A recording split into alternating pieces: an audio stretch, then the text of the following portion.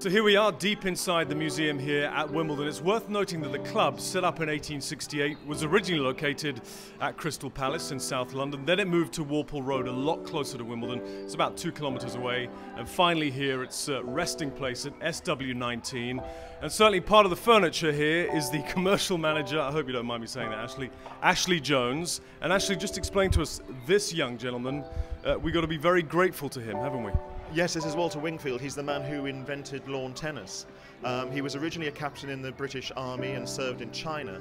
And when he came home, he was a bit of a loose end.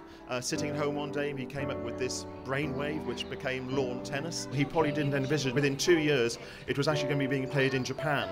And here in the showcase here, we have the very first prize from the first tennis tournament held in Japan, which was in 1877, the same year as we held the first championship here at Wimbledon. Let's move nicely onto fashion, and what really interests me is this dress from around the 1870s, and there's an exhibition here that you can find out how much it used to weigh, nearly 5 kilos. Well, this actually explains why you wear white, because if you're wearing a dress of that nature with a paisley type fabric, and you're running around on a warm summer's day carrying that sort of weight, you're going to sweat. And that sort of fabric will show the sweat marks terribly. So when you came off court, you didn't look very appealing. The gentlemen already wore white because they wore the same clothes as they wore for cricket.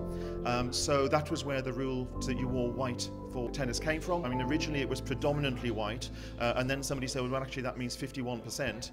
Then it became almost entirely white, and this year they're re-emphasizing that rule and defining it more sharply.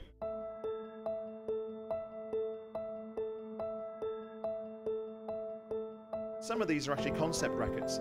One of them behind me, we have a double-handled racket for those who are double-handed forward and backhand. But of course that wasn't popular because you had to relearn the game, and you also had to change your racket when you were serving. Another one is a spaghetti-strung racket, and that emphasized the forehand and backhand spin so much that essentially it made the ball unplayable. And so that was only played with 2 tournaments and was banned very, very quickly. So sometimes a racket design can actually just be too successful. I like to think I move and shake with champions. Andy Murray looking very much like the defending champion this year. Unfortunately, no Marion Bartoli, but we've come full circle here in the museum. We're going to end with arguably the most important part of Wimbledon. It is the trophy. And actually, do the champions actually get to take the thing home? No, they don't. They have it until the end of the press conferences and the after-tournament ball, and then they come back into the museum. So by the time we reopen on the Wednesday after the championship, the original trophies are actually back into the showcases here.